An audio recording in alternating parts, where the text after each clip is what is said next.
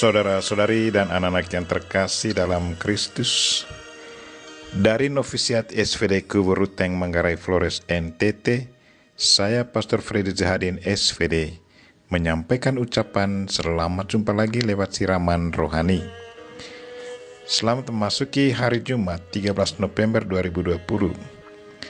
Injil hari ini diambil dari Lukas bab 17 ayat 26 sampai 37. Kita diingatkan bahwa urusan masuk surga adalah urusan pribadi. Marilah kita berdoa memohon penerangan Roh Kudus. Dalam nama Bapa dan Putra dan Roh Kudus, amin. Tuhan dan Allah kami, terima kasih karena Engkau selalu ingatkan kami akan akhir hidup kami di dunia ini. Tuhan, sadarkanlah kami agar kami tidak terlena dengan kesibukan duniawi. Sebaliknya, selalu punya waktu untuk berdoa, berkomunikasi dengan Engkau, dan dengan sadar siapkan diri untuk menyambut kedatangan-Mu. Tuhan, utuslah Roh Kudus-Mu, terangilah pikiran dan hati kami, agar sabda-Mu yang akan kami dengar dapat kami pahami dengan baik, dan isi pesan-Mu dapat kami hayati dan amalkan dalam hidup harian kami. Doa ini kami sampaikan dengan perantaran Kristus Tuhan kami. Amin. Tuhan sertamu. Inilah Injil Yesus Kristus menurut Lukas bab 17 ayat 26 sampai 37. Pada suatu ketika Yesus bersabda kepada murid-muridnya, sama seperti terjadi pada zaman Nuh, demikian pula lah halnya kelak pada hari-hari Anak Manusia. Mereka makan dan minum, mereka kawin dan dikawinkan, sampai kepada hari Nuh masuk ke dalam bahtera. Lalu datanglah air bah dan membinasakan mereka semua. Demikian juga seperti yang terjadi di zaman Lot. Mereka makan dan minum, mereka membeli dan menjual, mereka menanam dan membangun. Tetapi pada hari Lot pergi keluar dari Sodom, turunlah hujan api dan hujan belerang dari langit dan membinasakan mereka semua. Demikian halnya kelak pada hari di mana Anak Manusia menyatakan dirinya.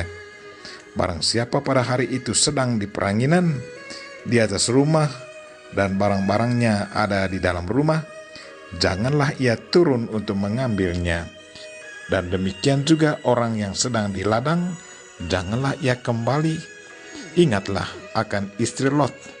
Barang siapa berusaha memelihara nyawanya, ia akan kehilangan nyawanya. Dan barang siapa kehilangan nyawanya, ia akan menyelamatkannya.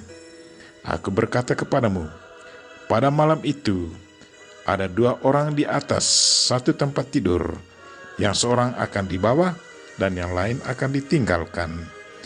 Ada dua orang perempuan bersama-sama menghilang, yang seorang akan dibawa dan yang lain akan ditinggalkan. Kalau ada dua orang di ladang, yang seorang akan dibawa dan yang lain akan ditinggalkan. Kata mereka kepada Yesus, "Di mana Tuhan?" Katanya kepada mereka, "Di mana ada mayat, di situ berkerumun burung besar, burung nasar."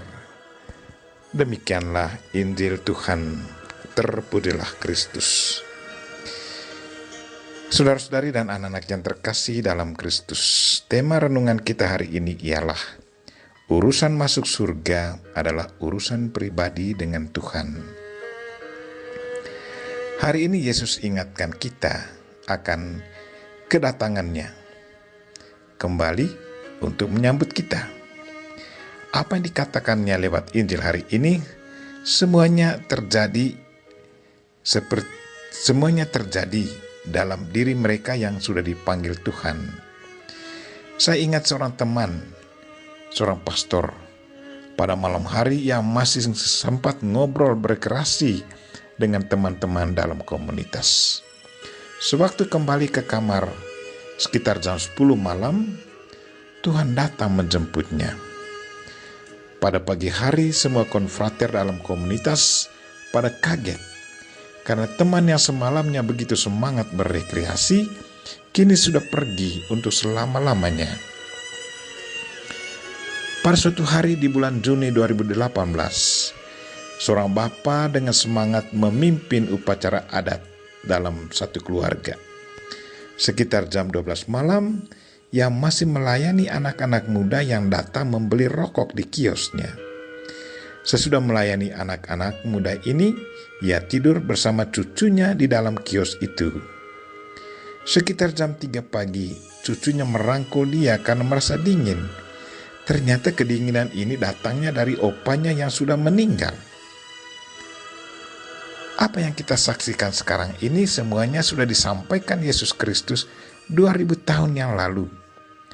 Lewat Injilnya hari ini, Yesus ingatkan kita lagi, katanya, pada malam itu, kalau ada 2 orang di atas ranjang, yang satu akan dibawa dan yang lain ditinggalkan.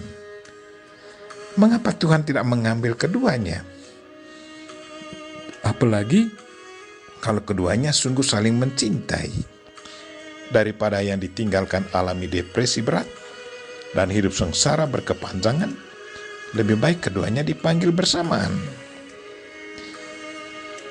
Lewat kenyataan seperti ini, Yesus mau ingatkan kita bahwa urusan menghadap Tuhan sesungguhnya adalah urusan sangat pribadi. Masing-masing pribadi bertanggung jawab akan apa yang dibuatnya di depan Tuhan. Saudara-saudari dan anak-anak yang terkasih dalam Kristus, dalam urusan dengan surga adalah urusan sangat personal. Karena itu, marilah kita berlomba-lomba mengurus urusan rohani kita masing-masing.